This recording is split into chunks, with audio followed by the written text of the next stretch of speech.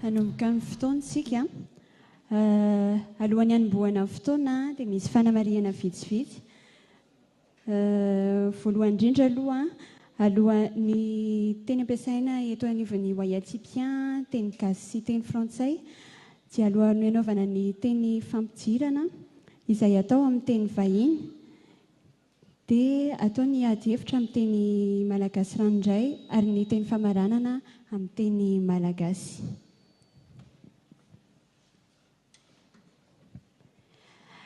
Excellences, Monsieur l'ambassadeur de la République fédérale d'Allemagne, chers Wayatipiennes, chers Wayatipiens, honorables assistances, bonjour et bienvenue pour cette première conférence du Dunaka Fontanur organisée par les Wayatipiens en collaboration avec la Fondation Freddy Schepper.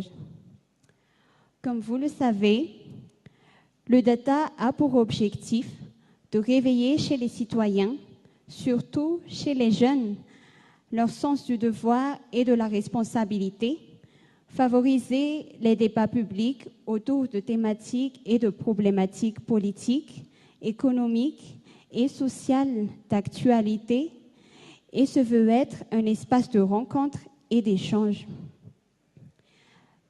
Par ailleurs, la 14e promotion met en valeur la diversité.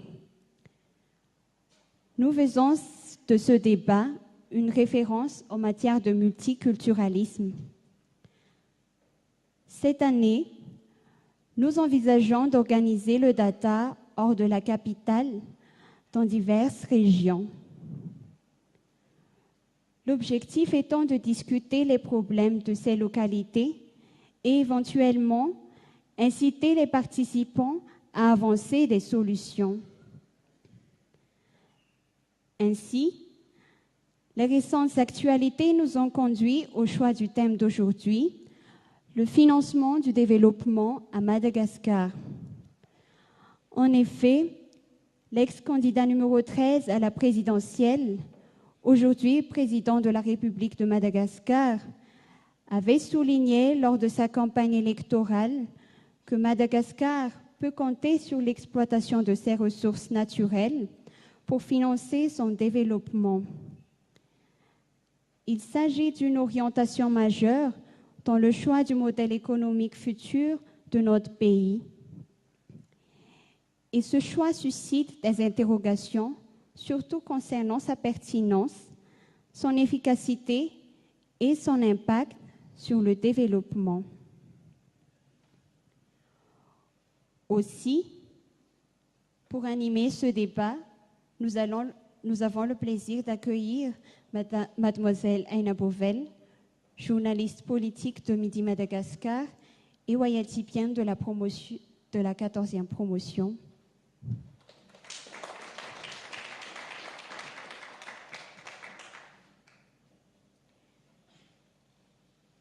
Elle nous présentera les panélistes ainsi que le déroulement de la présente conférence. Sans plus tarder, je vais céder la parole à Mademoiselle Aina Bovel. Aussi, au nom de la 14e promotion, je déclare le DATA officiellement ouvert. Mesdames et messieurs, excellent débat à toutes et à tous, et je vous remercie de votre aimable attention.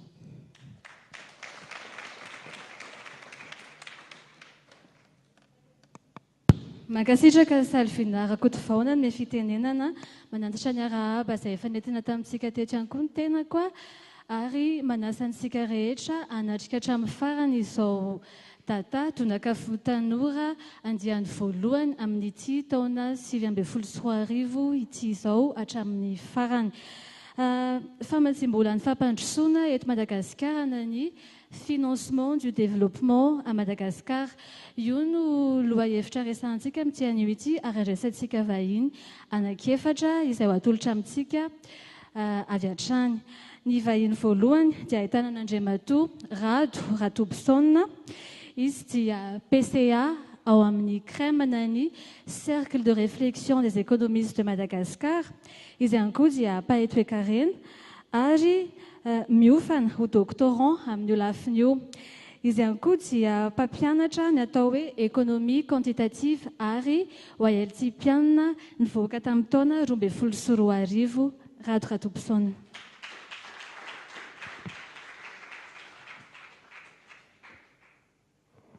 Ny vahinintsika faharoa dia ahitana an'Andriamatoa Nirina Rakotomanantsoa.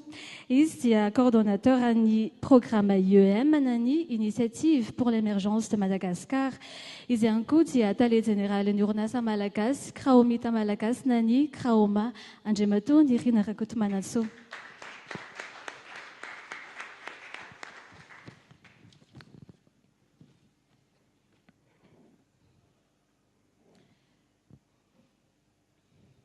Ny vahinintsika fahatelo dia ahitana an'Andriamatoa Rivo Rakotondrasanjy.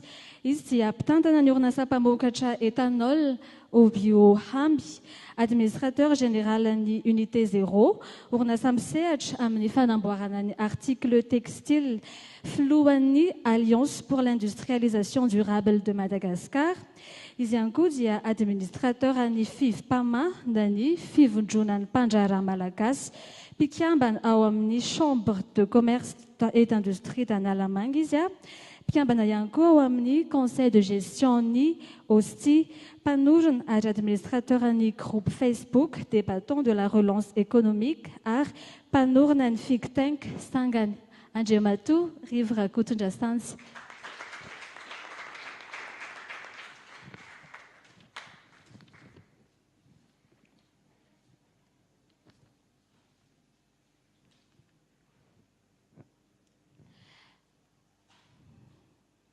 Ny vahinintsika fahaefatra dia ahitana an'Andriamatoa Ralson Andriamandranto. Izy dia consultant indépendant, efa commissaire général ny Antily ao amin'ny Scout catholique, efa talemisana ny mahaolona ihany koa teo anivon'ny orinasa Cotona sy ny groupe Unima. Conseiller social ny GEM ihany koa izy ary anisan'ny mpanorona ary mpikambana ao amin'ny association des DRH d'entreprise. Mpanorona ihany koa ny fikambanana Havana izay miorina ao Antsirabe. Filohan'ny filakevim-pitantanan'ny ONG Mandy izy ary io fikambanana io dia miasa ary niorina nandritra ny 20 taona mitantana sy mikarakara ny zaza sy ny fianakaviana eny amoron-dalana. Izy ihany koa dia mpandrindra ny sefafiana ny sehatra ny fanaraha-mason'ny fiainam-pirenena. Anisan'ny mpanorina ny coalition malgache publier ce que vous payez izy ary dia nandray anjara tamin'ny asan'ny IITI Madagascar anany initiative pour la transparence des industries extractives. Izy ihany koa dia anisan'ny nanoratra ilay guide pour la participation de la société civile à la gestion des ressources naturelles. Andriamatoa Ralson Andriamandranto.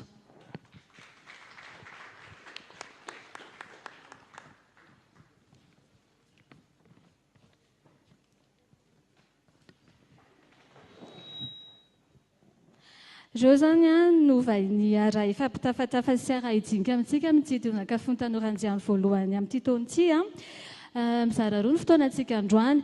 Ny tapany voalohany dia hiadivana hevitra anehoana izy ireo ny heviny na ny anyany ny ihany koa ny sosikevitra izay arosony entiny hanatsarana ity famatsimbola ny fampandrosoana eto Madagasikara ity.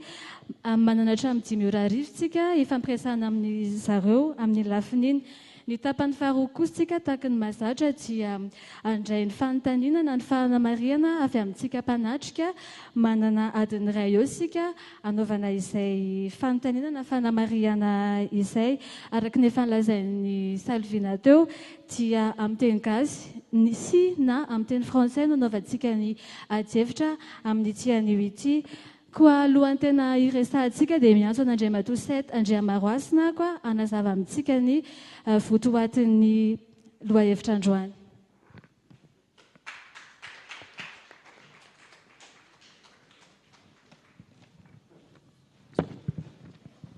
Merci Madame la modératrice.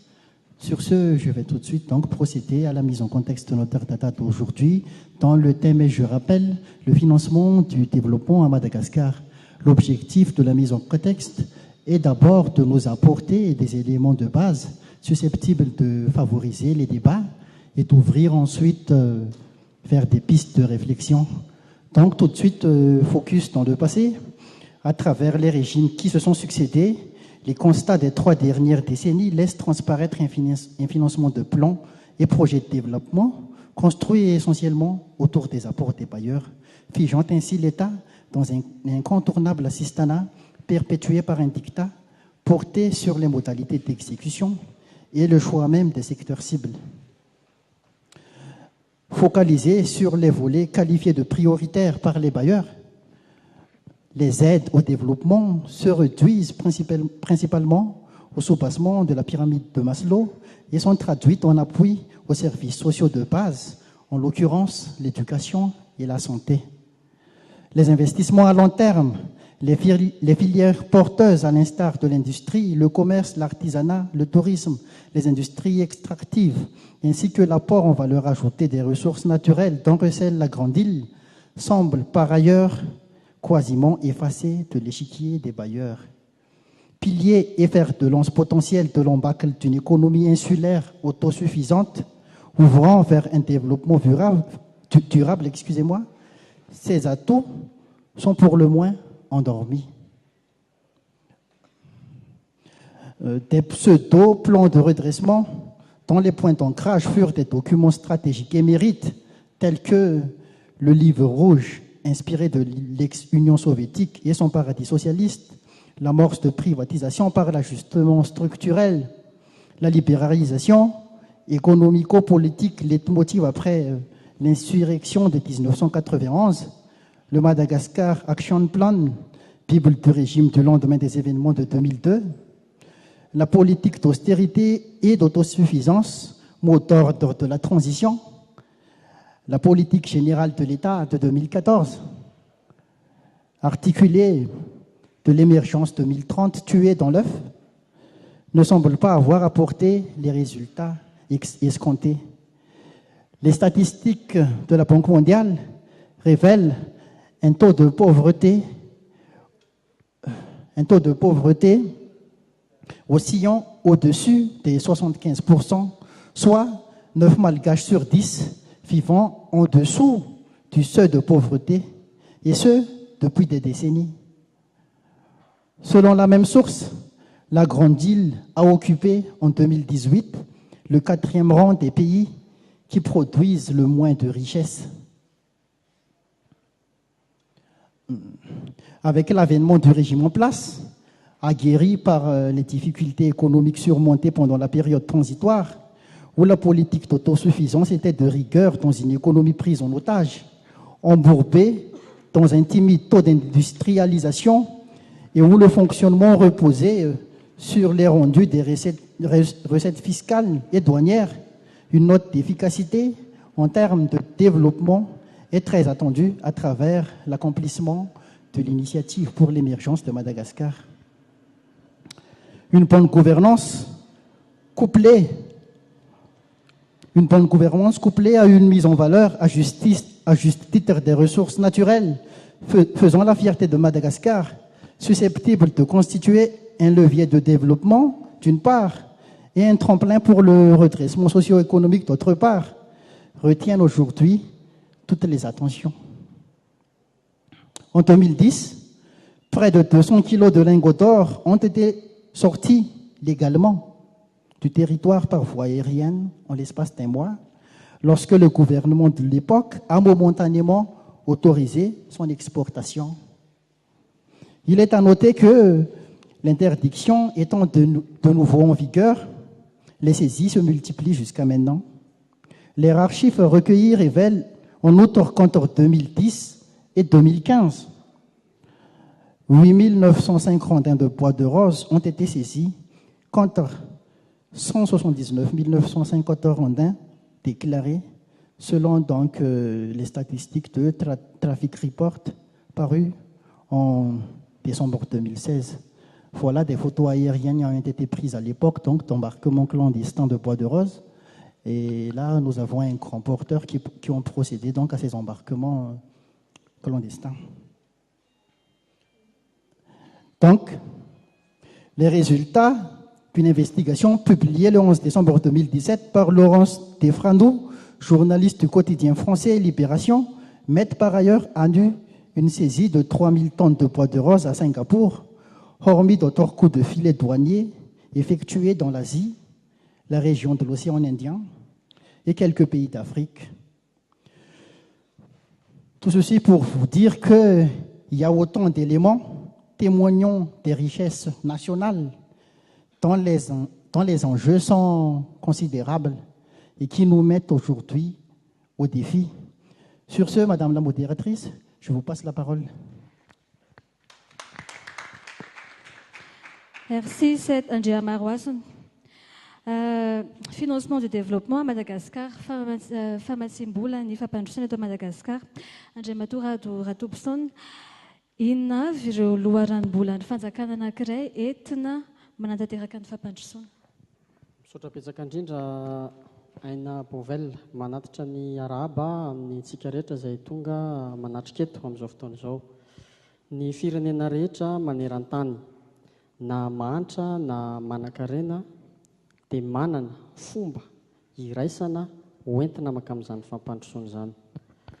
Ny fanao hatramin'izay dia amin'ny alalan'ireo hetra na anatiny na ny hetra any amin'ny sistany izany. Ireo aloha izany no ampiasain'ny rehetra.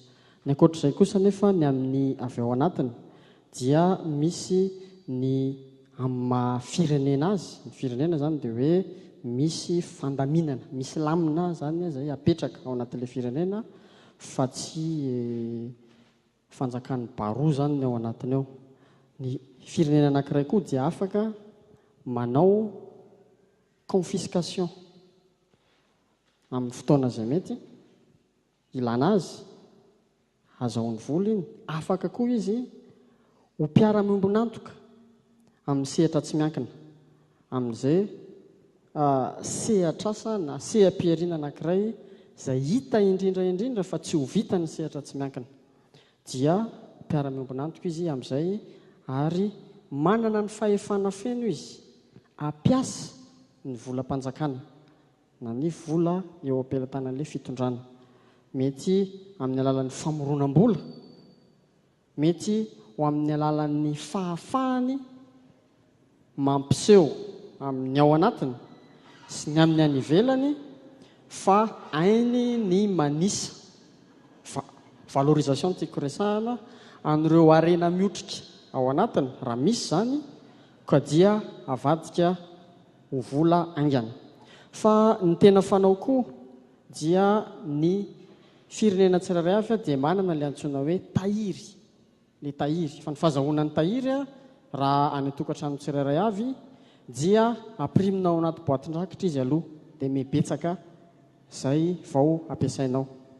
Kanefa amin'ny mahafirenena azy azo ny atao ny mampilaza mialoha na hoe miantisipe fa afaka 10 taona, afaka 20 taona, afaka 30 taona, afaka 50 taona dia azo averina ny vola toy izao raha toa ka alaina ao amin'ny kitapom-bolam-panjakana. Satria ny tsy azontsika ho adinoana ny rehefa miresaka fampandrosoana tsy hery taona na 2 taona na 5 taona no resahana, fa raha ny expérience mondiale dia farafahakeliny 30 taona. Zay vao manantena zany tsika fa isy an'izany fampandrosoana mipaka zany eny amin'ny vahoaka sy hita taratra eo amin'ilay zava-misy eo amin'ny tany sy ny firenena. Teny mazava ho azy amaranako azy ny amende reny koa zany ahafahana mahazo vola sy lay fitondram-panjakana mihitsy amin'ny fotoana zay ahitana fa tokony manao an'izay izy no mandray ny asan'ny secteur privé, satria mety ho lafo be ny fanaovana an'ireny seham-piariana sasany ireny. Dia mazava ho azy ao anatin'izany voalazako rehetra izany dia mila fitantanana mangarahara. Misaotra tompoko. Ya, iverenantsika izay lafin'ny fangararan'izay rehefa avy eo. Andriamatoa Nirina Rakotomanansoa, inona no antony tonga ilay hoe tsy andro famatsim-bola avy any amin'ny mpamatsy vola mahazatra isika fa hoe aleony harem-pirenena no hotrandrana entina matsina fampandrosoana, ary eto ianao ilaza koa hoe inona marina ilay harem-pirenena resahana satria tsy nazava tsara ilay izy, harena kibon-tany ve sa harena an-dranomasina sa harena anaty ala sa inona marina? Misaotra Dibobel. voaloha teny dia miarabantsika mianakavy aloha tonga amin'izao tonakafin'ny tanora izao. Ary koa fa satria tanora manao zavatra dia antenaina fa tena hipaka any amin'ny tanora ny resaka rehetrarehetra mba misy hotsongona entina boriboribona. Araka ny voalazana amina teo dia raha mandeha amin'ny famatsiam-olona mahazatra isika dia any amin'ny 30 taona any vao ahitana vokany ao anatin'ny fampandrosoana. Tsy mahandry an'izany tsontsika. Tsy mahandry an'izany tsontsika satria efa be da be ny taky apetraky ny vahoaka malagasy amin'ny mpitondra. Noho izany dia tsy maintsy mitady tsika lalana hafa mihitsy, lalana mbola tsy nitrandrahana. Ana mety nitrandrahana ihany koa fa tsy tena nandeha araka ny tokony nanaovana azy ny fampiasana azy. Fantatritsika fa ny vokatra anjaran'ny Sherite, ny QMM, ireo orinasa goavana efa nikarakara sy nanodina ny ankora natoraly teto amintsika dia anisany tena namatsy vola tao anatin'ny kitapom-bola iombonana efa nandritra ny 5 taona manindritra zay. Tsy ampy zany, tena tsy ampy zany. Noho izany tsy maintsy mitady tsika lalana hafa ihany koa, tsy ny arena ambanin'ny tany ihany fa eo ihany koa ny arena anatin'ny rano, économie bleue, io goavana be ny atolotry io arena anatin'ny ranomasina io. Ao ihany koa ny fampiasana araka ny tokony izy io resaka voajanahary io, ny resaka tourisme zany.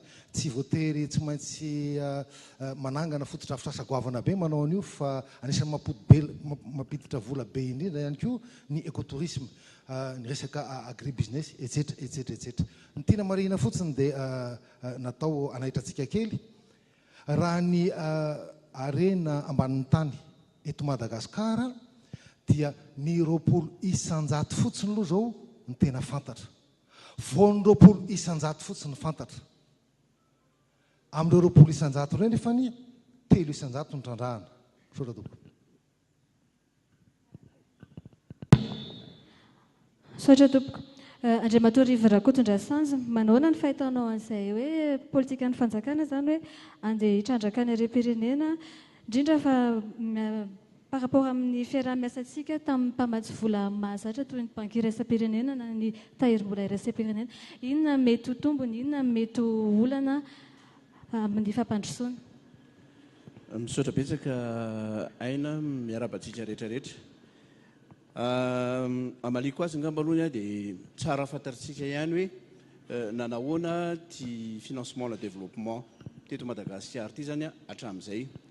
Raha tamin'ny andron'ny fanjanahantany Madagasikara dia comptoir zany ho an'ny la Frantsa, zany hoe ny vokatra teto Madagasikara dia naondrana tany Frantsa ary nananatsika infrastructure toy ny lalam-by, ny trano, ny lalana tamin'ny andron'ny fanjanahantany dia oka tsy ho adino fa voalohany indrindra ny hetra nalohan'ny malagasy teto, faharoa manarakaraka izany dia ny main d'œuvre nanaon'izy ireny dia presque travaux forcés daholo tamin'ny andron'ny colonisation zay.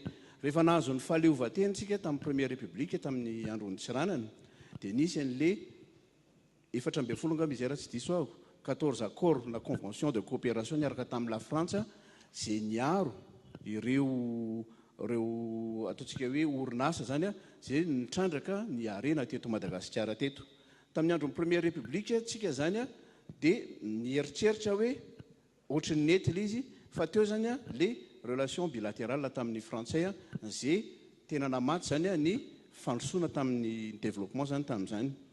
Rehefa tapitra ny tamin'ny 72 ny première république, rehefa natsapa zany le malagasy hoe tsy manaiky ny tsetsafin'ny frantsay moa zany tamin'izany andro zany ny toe-karena nisy teto Madagasikara dia fantatritsika nitranga tamin'ny 72. Tamin'ny 72 anefany dia nisy an'le tamin'izany moa nisy IEM fa initiative d'émission monétaire tamin'ny 1962 niteraka ny franc malgache tamin'izany fotoana zany. Taorianan'izay dia nisy an'le transition kely niaraka tamin'ny Ramanatsoa sy ny Ratsimandrava dia ny fotoana voalohany nananatsika tena projet de développement dia tamin'ny andron'ny Ngiaratsiraka tamin'io bokomena io. Fa io bokomena io zany io zany tena projet de société zay hoe hofitaitsika ohatran'ny resaka amin'izao fotoana izao, hofitaitsika samy malagasy ny teto fantatritsika ny tranga. Avy eo nandeha amin'izay tamin'ny 79-80 tany ny hoe miaraka amin'ny banque mondiale sy ny FMI zany tsika tamin'ny PAS ny DCPE DSRP tonga hatramin'izao. Ny tiako ambara dia ity hoe efa nanana an'izay expérience zay tsika hoe andao fa ataontsika samy rery ty zavatra ity. Ary tamin'izany fotoana zany a raha ohatra ka mindrana vola amin'ny banque tsika aza dino fa amintsika miteny amin'izao fotoana izao ane rehefa tsara ny dossier anao dia mahazo vola ianao fa tsy migarantiry mihitsy hoe ampiasaina ohatry ny ahoana moa ilay vola. Ka raha ny hevitro izaho manokana malina amin'ny fanontaniany aina dia ny hoe raha izaho manokana dia tsy mino dans l'état actuel des choses fa afaka tsika hifinancer ny développement tsika malagasy amin'ny alalan'ny ressources naturelles izay misy eto amintsika eto dans l'immédiat dans la structure actuelle des choses satria misy fotoanana ny ametrahana na industrie anaovana négociation de partenariat miaraka amin'ireo olona hitrandraka azy ireo inona ny deal inona ny contrepartie zany rehetrarehetra zany ka ozy hoe tsy maintsy la preuve amintsika miteny amin'izao fotoana izao misy any fanarahana miaraka amin'ny bailleur traditionnel. Ia, iverenantsika izay resaka izay avy eo. Andriamatoa Alson Andriamandranto, inona daholo tokoa moa zany ireo tsara ho fantatra alohan'ny hoe hitrandrahana ream-pirenena entina matsina ny fampandrosoana?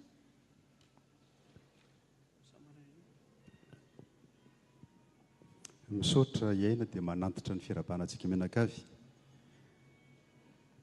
Raha tsy madiso ataoko amin'ny teny farantsay. Je vais essayer d'être le plus bref possible, mais s'il vous plaît, et si vous le permettez, je voudrais m'exprimer en français. Financement du développement de Madagascar.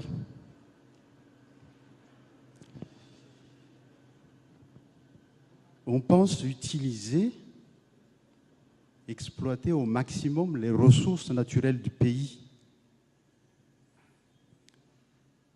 Premier point, aussi bien l'utilisation des ressources naturelles que l'utilisation de l'aide d'ailleurs, de l'aide publique, prêt ou subvention, prêt à taux bonifié, l'utilisation de l'aide ou l'utilisation des revenus des ressources naturelles nécessite un minimum d'encadrement. Sinon, nous tombons dans ce qui est connu comme étant la malédiction des ressources naturelles. La malédiction des ressources naturelles, vous connaissez peut-être ce qui est appelé le mal hollandais. En Hollande, dans les années 60, ils avaient du gaz, si ma mémoire est bonne, beaucoup de gaz naturel. Et puis finalement, ça a fait chuter lamentablement l'économie hollandaise, dont l'industrie hollandaise. Mais il y a d'autres exemples de malédiction des ressources naturelles. Ce qui se passe au Congo, en Afrique, est vraiment un exemple dramatique. Donc un minimum d'encadrement, sinon nous tombons dans ça, la malédiction des ressources naturelles, dans une extraversion de l'économie. On va retomber dans ce que Rive appelait le comptoir. On risque de retomber dans l'instabilité politique. Parce que sans encadrement, c'est vraiment une grosse source de corruption. Et puis, il y a autre chose, c'est que quelque part, si on avance trop rapidement dans l'exploitation des revenus issus de l'exploitation des ressources naturelles ou de l'aide aussi, d'ailleurs, je fais toujours le parallèle là, la population acquiert de très mauvaises habitudes, alors qu'on en a déjà pas mal là. En fait, l'habitude de ne pas, par exemple, de ne pas payer l'impôt, ce qui est vraiment une très mauvaise habitude. En fait, on était passé, Rivo a fait un peu d'histoire tout à l'heure, on est passé dans un contexte où l'on obligeait tout le monde à payer l'impôt, les Ejaïsanda, per capita. Et puis on a supprimé ça, et puis finalement, la pression fiscale, et Rad pourra nous en parler plus longuement, la pression fiscale est tombée à 10%, 11% de notre production intérieure brute. Financement du développement, je pense que Rad pourra revenir là-dessus, il faut surtout se baser sur les ressources propres, dont les ressources fiscales et les ressources humaines nationales. Deuxième point, Yann, si vous le permettez, dans l'exploitation de ces ressources naturelles, nous avons besoin, effectivement, on a parlé de transparence. Et nous avons donc très rapidement besoin d'avancer dans la validation de Madagascar comme étant une nation, un État candidat, on ne sera pas encore membre, mais candidat de l'initiative pour la transparence des industries extractives, IITI. Il y a encore du boulot. Hein. Nous avons besoin de renforcer la séparation des pouvoirs. Et on retombe dans la problématique de la démocratie. Et donc, il faut que les législatives se passent très bien. Sinon, trop de pouvoir concentré pour gérer les revenus qui pourront vraiment être immenses venant de l'exploitation des ressources naturelles. Là, on retomberait très vite dans la corruption de ce trop de pouvoir. Je sais que mon temps est terminé, mais je voudrais juste attirer quelques points un peu particuliers. Je pense que, de toutes les façons, Madagascar a besoin effectivement d'un État fort, développementiste. Ça, c'est incontournable. Nous avons besoin de renforcer la participation. La participation aussi bien au niveau de la base qu'au niveau national. Une démocratie plus participative. Nous, Malgaches, nous parlons de Ténéran. Et avec le Ténéran, donc dialogue, débat, on accepte ce qui est dur. On accepterait une baisse de revenus s'il y a suffisamment de dialogue et de débat. Je crois que... Oui. Merci, Aïn. Ia, efa eo aminao ihany moa ny micro, Andriamatoa Ralson Andriamadra tonga dia ho tohizako fantarina manaraka ilay izy. Ny olana eto amintsika, araka ny efa voalaza teo na tamin'ny fandraisam-pitenen'Andriamatoa 7 Andriamaroasina teo arany, dia na eo amin'ny lafiny fitantanana ny volam-panjakana na eo amin'ny lafiny fitrandrahana ny harem-pirenena dia misy foana ny trafika, misy foana ny tsy fisian'ny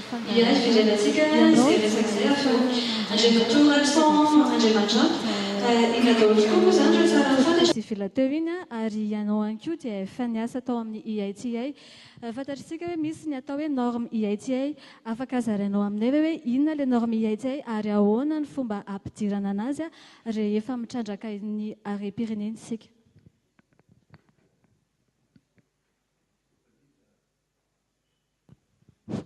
Misaotra indrindra iny. Tena ilaina ho aparitaka tokoa izy io. Le raha tsotsorina fa azo zaraina amintsika tena hoe amin'ny inona moa fahana document le mikasika ny IITI. Fa raha tsotsorina le izy zany dia mifarimbona ny fitondram-panjakana, ny mpitrandraka, ny arena akibon'ny tany sy ny ireo hoe olom-pirenena mivondrona, société civile, dia tena mifanaraka mihitsy. Izay le teneniko teo hoe dialogue débat mifanaraka mihitsy. Izay ny tena foto, dia misy zahatra be dia be zany apetraka ao. Satria ny vola ampidirina ho an'ny Madagasikara amin'ny endriny rehetrarehetra mihitsy satria misy be dia be manko le endriky le vola mihitsy avy amin'ilay fitrandrahana, avy amin'ilay kompania mpitrandraka, dia ampitahana amin'ny vola tena vorain'ny Madagasikara marina. Dia ireo zany nijerena amin'ny antsipriany. Dia misy tatitra izay ataona kabinetra tena mahay isa-taona, dia iny jerena. Dia iny zany akatoaviny rehetrarehetra mihitsy hoe tena mitombona io. Dia misy eran-tany mampiombona ny eran-tany manara-maso hoe tena mahavita an'izany ve Madagasikara. dia izay tsika vao ekena zany hoe firenena hiditra ao anatin'ilay IITA ao anatin'ilay mangahara amin'ny fitrandrahana ny arenan-kibon'ny tany. Dia le izy koa tsaro fantatra fa rehefa tonga amin'ilay dingana hoe mangarahary tsika dia fantatra zany hoe zao vola miditra dia mbola misy dingana anankiray izay tsy maintsy anaovana dinika sy tenerana koa hoe iahoana ny ampiasana an'ireo vola ireo. Misy ampidirina anaty tahiry ve, misy resaka tahiry teo, misy ampiasaina ve aty amin'ny ambaratonga firenena, ambaratonga faritra, ambaratonga any amin'ny commune, any amin'ny fokontany. Zany rehetrarehetra zany itsika no mandamina azy. Dia izay le hoe fandraisana anjara ny daholobe. Dia izay mahatonga le hoe budget participatif any amin'ny commune. Andriamatoa Nirina Rakotomanantsoa, vonina amin'izany ve Madagasikara?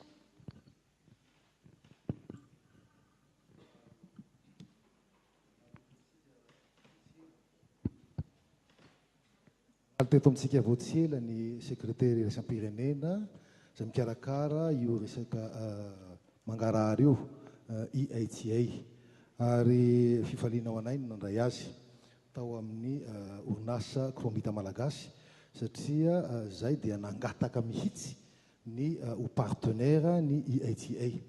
Ny amin'ny hoe vonina amin'izany tsika malagasy ndrafitra efa mipetraka. Vonina tokoa matoa vao mipetraka izao fotoanany izao dia anisan'ny lahara-pamena aorian'ny fandriampahalemana ny hoe mangarahara sy ny ady mikolokolo. Tena vonintsika malagasy, vonina tokoa satria ampy izay ilay gaboraraka, ampy izay ilay tsy firaharahiana mihitsy ny malagasy samy malagasy. Asa raha mba fantatritsika fa ny mamatsy ny quincaillerie sy ny PPN eto Madagasikara dia ny volamena trandrahana tsokosoko any Betsika. 200 kilao ny resahana teo fa ampina 0 anankiray manaraka azy ny tena izy mivoaka atsokosoko. Ampy izay ny gaboraraka, ampy izay ny tsy fanajana ny harem-pirenena malagasy. Marina fa nampandroso izay tokony nampandrosoana izy ireny, fa raha ohatra ka nitantana araka ny tena tokony ho izy dia navita zavatra be lavitra. Ary tsika dia fatra-pandala ny teoria, tsika dia fatra-pijeratra an-trano hoe bon zao no mila atao sy ny tokony atao, fa amin'izao fitondrana vaovao iombonantsika izao dia avy dia ampiarina amin'izay ireny rehetrarehetra ireny mba tena ahitana vokany. Ny fanamby lehibe napetraka raha mipetraka eto fotsiny tsika amin'izao fotoana izao dia mampiditra 15 millions de dollars isan-taona ny vola miverina amin'ny fanjakana amin'ny asany fitandrahana Chrome io. 15 millions de dollars ao anatin'ny business plan napetraka zany, ary efa ao anatin'ny fanaovana azy mihitsy amin'ny fotoana izao napetraka ho tsiriahana ny IITA izy io mba hitantaratra mihitsy hoe rehefa io no tenenina, io no atao dia io mihitsy no tena vokatra hotrandrahana. Zay ngambany fa mbola betsaka ny resantsika eto.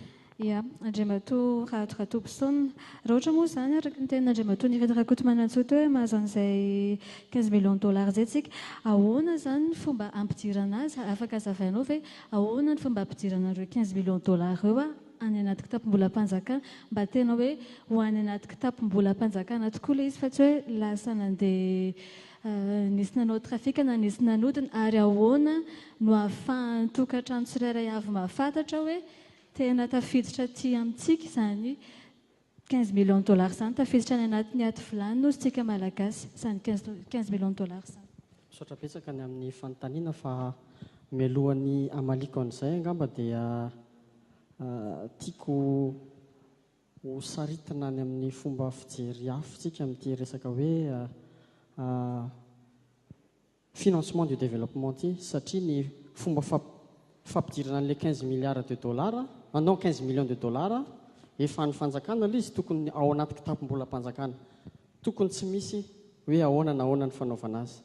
Fa ny tiako hisarina nisy antsika dia izao, satria marina tokoa fa ireto hoe hifototra amin'ny arena ankibon'ny tany sy ny arena an-dranomasina sy ny arena izay voalaza teo no hoe hoentintsika mampandroso ny firenentsika. Marina zany. Fa nefa kosa ny tena fanontaniana mipetraka dia hoe aiza le vola ho ampiasaina? Tsy ny volamena firy taonina no izy, fa ny vola izay ahafahantsika mitondra makany amin'ny fampandrosoana ny firenena mahafantatra ny atao hoe ekonomia dia ahoana ny ampiasana zavatra farany kely indrindra kanefa azahoana vokatra goavana indrindra. Ary rehefa mandeha makany amin'ity resaka hoe finance ity ngeza be izy io fa raha tsotsorina dia ny hoe ny arenan-kibon'ny tanitsika ny olana teto Madagasikara hatramin'izao dia ny tsy fahaizantsika manisa hoe firy-marina moa no mivoaka avao na le hoe capacité d'évaluation de notre richesse. Ka na miteny ary tsika hoe zao taonina ny ao rehefa ozy izy ny partenaire rehetrarehetra hoe tsy izay le izy dia manginitsika satria zany tsy manana zany tsika hoe ity ny fifandresen-dahatra tao. Ary ny firenena mandroso tsy mikitika mihitsy ny arenan-kibon'ny tany raha manana izy, fa iresaka aminareo mikasika ny firenena tsy mba manana arenan-kibon'ny tany akory fa ainy ny nampanao na ny anticiper an'le fananany raha pitso. Izay ny tena hoe finance. Ny finance zany dia ny hoe misy arenan-kibon'ny tany ao ohatrina ny valeur an'le izy 15 millions de dollars, tsy miandry amin'ny farantaona le 15 millions de dollars voalaitsika satria amin'izany izy voalafo, fa zao dia zao tsika ny mila le 15 millions de dollars. Ny dikan'izany militsika le atao hoe instrument financier ahafahantsika mampiasa ny 15 millions de dollars io. Fantatra meloa koa anefa inona no ampiasaina azy, fa tsy hoe le olana misehotra amin'izao satria ny zava-misy eto Madagasikara dia ao anatina système politique et économique extractive i Madagasikara. Izay mitondra dia mameno ny paosiny dia rehefa miala izy dia manan-kihana izay mitondra manaraka indray. Raha izany ny fomba fanao, raha izany ny fitsipika hifampitezana dia tsy misy fampandrosoana azo antenaina eto. Fa ny tena tokony hisarenana antsika dia ny hoe ahoana no ahafahantsika mijery hoe ity le sehatr'asa, ity le secteur d'activité économique mety ahafahana azahoana asa maro isan-karazany. Raha ny miresaka ny minina ohatra tsy hany mihitsy le izy raha neto Madagasikara.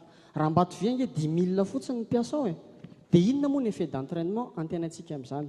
Ireo karazana sehatr'asa mikasika ny arenan-kibon'ny tany sy ny arenan-dranomasina ireo lafo be ny kapitala ilaina ahafahantsika mitrandraka an'ireo. Ny agriculture koa resahantsika fa hoe 20 isan-jato dia miasa any amin'ny agriculture, fa ny mécanisation agricole dia lafo be ny kapitala ilaina amin'izany satria financement eto ny resaka. Ny industrie koa dia mbola lafo fa ny économie any Madagasikara dia service.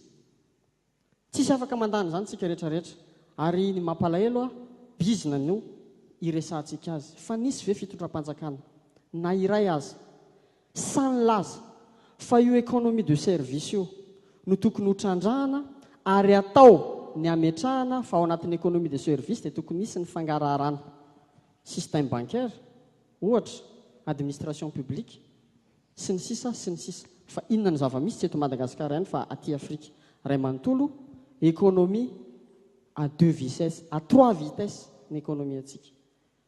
Le moderna be izay manana financement izy avy any amin'ny hafa satria atokisana ngeza be ny capital ampiasainy, le archaïque production de subsistance ho anay menaka avy kely ihany, ary ny fahatelo izay tena manahirana mihitsy ary bomba efa hipoaka tsoatsy raha tsy misy ny fipetra raisy ny fitondram-panjakana ankehitriny dia ity le secteur informel ity, satria aza adinontsika fa io no namelona ny malagasy, ankonany malagasy rairay avy nandritrandreny crise rehetrarehetra ireny.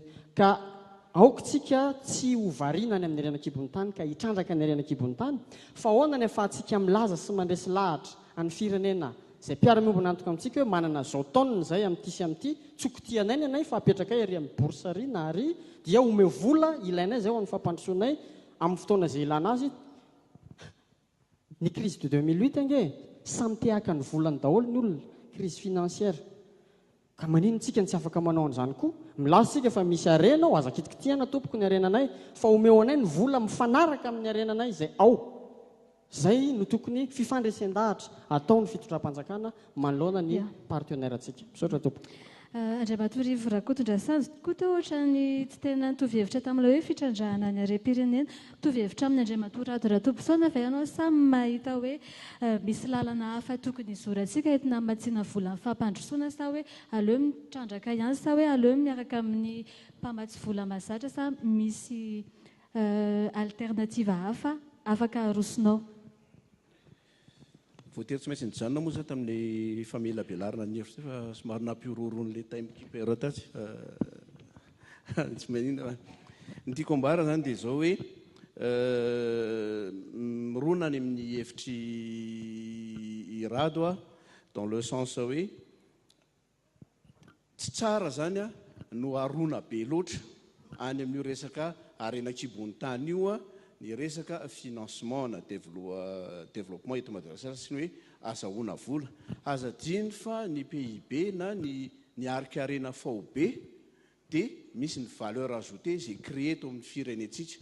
Ary io valeur ajoutée io tsy ny mine rery ihany no mamoaka an'izy io, no miteraka an'izy io, fa be dia be izy io dont ny industrie. Ary toisiko ilay resaka teo satria izay moa fanontaniany aina tamiko teo dia ny hoe ilay hoe ny Banque mondiale sy ny FMI ve ilaina ve sa tsy ilaina sa ahoana ny financena le développement dia amintsika miteny amin'izao fotoana izao tsy misy industrie afaka hipetraka sy hivelatra mihitsy eto Madagasikara raha izao structurany eto amintsika izao ny énergie ny accès amin'ny électricité à peine 13% ny firenena no mahazo azy ary 13% ireo fantatsika fa délestage courant tsy matanjaka akory ahafahana manodina ny milina tsy nyrehetrarehetra akory ny ohatra ny Ambatovy ka afaka sady anamboatra ny voie ferrée izy no anamboatra centrale anankiray miproduire ny électricité izy ny orinasa feno ary tokony orinasa ny atsangatsika eto Madagasikara satria ny valeur ajoutée créen'ireo orinasa izay tokony atsangatsika eto Madagasikara eo ny ahafahantsika manao réinvestissement amina projet maro dia maro ary eo zany misy efa hita amintsika eto ny akabeazan'ny akora sy ny fahaiza-manao raha tsy resaka fotsiny ny zavatra isan'ny tsotra indrindra dia ny hoe ny industrie agroalimentaire ny industrie textile zany zany orinasa efa misy efa ao anatin'le tissu économique atsika zany hoe tsy mila mitady lavitra tsy andehanao négociation amina gros investisseurs zay foana mantsy le resaka tamin'ny fitondrana teo aloha teo hoe miandry IDE mpampiasa vola avy any ivelany fa le eto tsy asiana resaka mihitsy nefa 99% ny tissu économique eto Madagasikara dia PME sy TPE daholo ary raha toaka amin'ny resaka hoe tsy afaka miala mihitsy aloha itsika zao amin'ireo bailleurs de fonds traditionnels reo zany hoe ny Banque mondiale sy ny FMI dia raha tena te-handroso ny tissu économique atsika mila tsika manamboatra lalana mila tsika amin'io resaka énergie io ary raha namboatra lalanatsika ny délai de retour d'investissement amina lalana 15 à 20 ans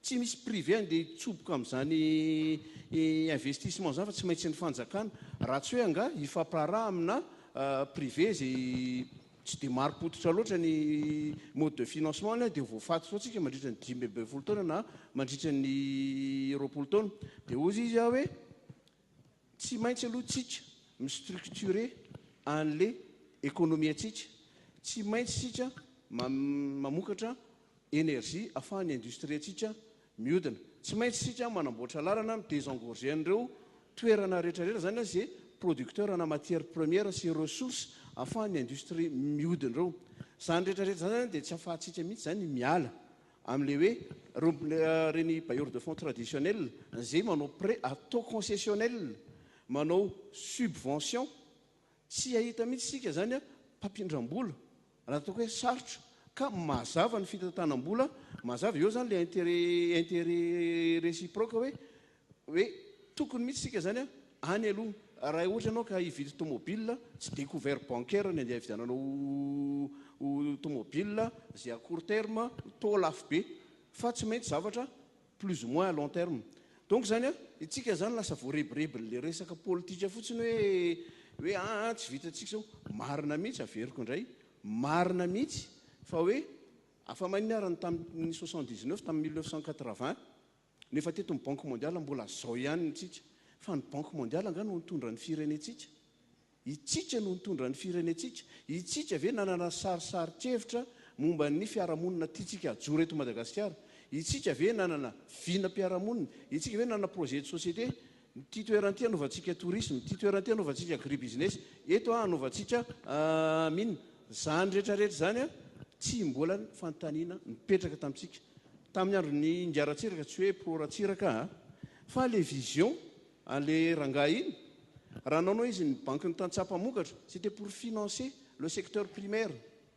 Raha avy eo nanao izy ny BNI, Banque nationale de l'industrie, c'était pour financer le secteur secondaire. Ary banque fampandrosoana ny varotra, c'était pour financer le commerce na ny secteur tertiaire. Fa nijanona oviana sy théorie fotsiny le zavatra dans la pratique izy tsy nandeha. Fa itsika mihitsy aloha mila manontany tena développement ohatra n'inona ny tiantsika atao, ahoana ny financentsika anazy, fa raha n'izao aloha dia miala tsiny fa mety tsy mitovy hevitra amin'ny namako ato, fa dia tsy dans l'immédiat sarotra dia sarotra ny miala amin'ireo bailleurs de fonds reo. Ya, eo amin'ny Andriamatoa Nirina Rakotomanantsoa mihitsiny mifandray amin'izay fanazavana ny Andriamatoa Rivo Rakotondrasana izay ampy amatsiana ny programa na ny vina IEM tokoa raha ve ny fitrandrahana ny harem-pirenena araka ny voalazan'ny candidat Rajoelina tamin'izany fotoana izany ary ho tanterahan'ny fanjakana manomboka izao. Efa filoham-pirenena aloha ny Andriamatoa Andry Rajoelina ankehitriny. Ary satria efa voafidy ny vahoaka malagasy ho filoham-pirenena izy dia nanolotra ny programa. Zay aloha zany no ohatrany hoe apetraka tsara ilay fototry ny zavatra resahana. Efa mipetraka ilay programa. Ao anatin'io programa io dia nomena ny laharam-pamehana, ampiarana natao hoe fampandrosoana. Dia misehatra ny tourisme ao, ny mine, ny économie bleue, misy ihany koa ny agriculture, etc. etc. Zay no hijerevan'ny rehetrarehetra ny hitantanana hoe aiza ilay fampandrosoana ka hisafidianany tsirairay avy, aiza izy nivelatra, hisehatra. Fa napetraka ihany koa ny anjaran'ny tsirairay avy, ny fanjakana dia ametraka ny fototra fa. Ny fanjakana dia hijery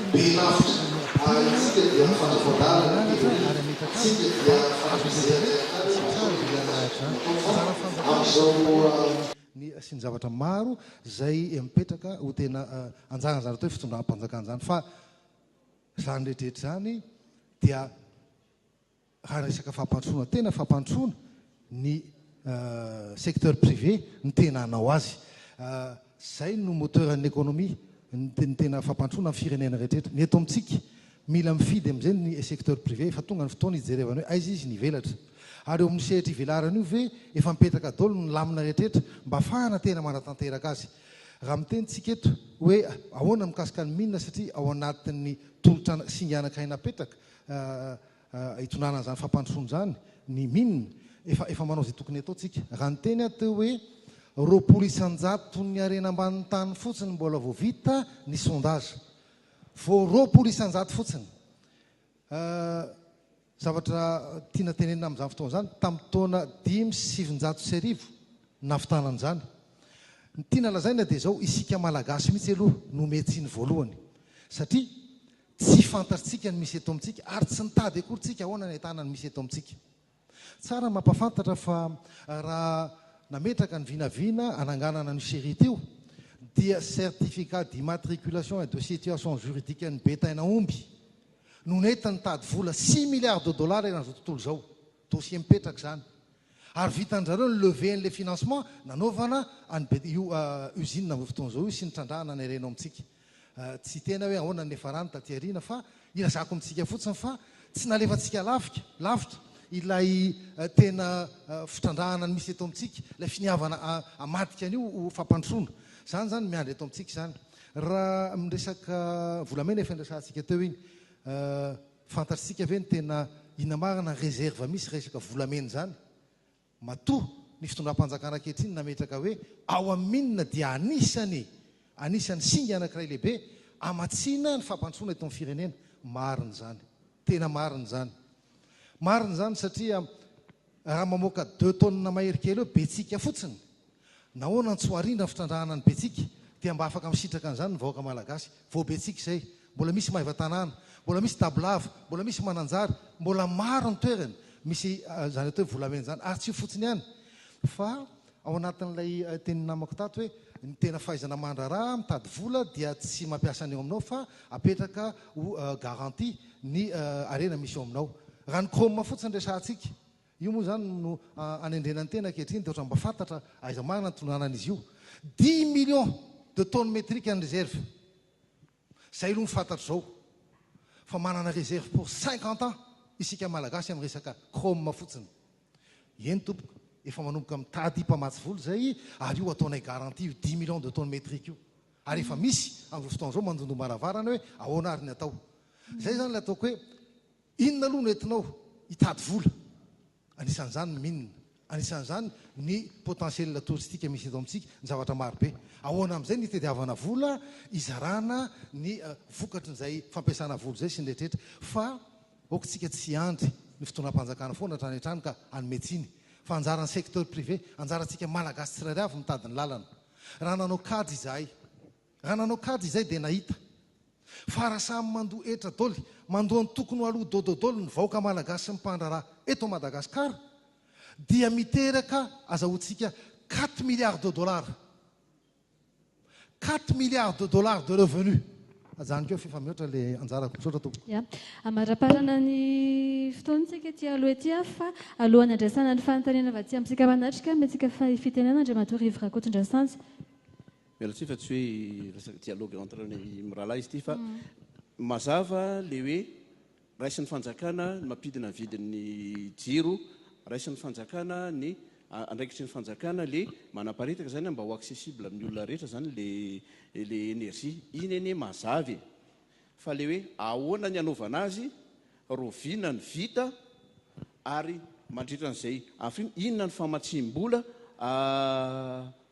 entina ifinansiana an'izany tetika zay le tena fanontaniana izy zay ivoritsika eto fa roa manarakarak'izay fanamariana ny resaka ianao ny réserve d'or sy ny efa fantatra sy ny tsy mbola fantatra misy eto Madagasikara eto le réserve ane fantatra fa amitsika miteny amin'izao fotoana izao ve misy secteur privé eto Madagasikara afaka miinvestir amin'ny exploitation minière misy eto Madagasikara ray zay fa roa manarakarak' zany ny système de financement misy eto Madagasikara ve ny banque sy ny capitaux risqueurs misy ve mazaka de ces gros investissements raha ohatra ka raha ny eny Ambatovy fotsiny raha consortium bancaire ane no sollicité nangatahany voa zany hoe efa lavitra mihitsy izy ka raha eto amintsika iny zany ny tena mahaliana anay mpandraharaha ankehitriny marina fa be da be ny areneto fa atao ahoana de rovina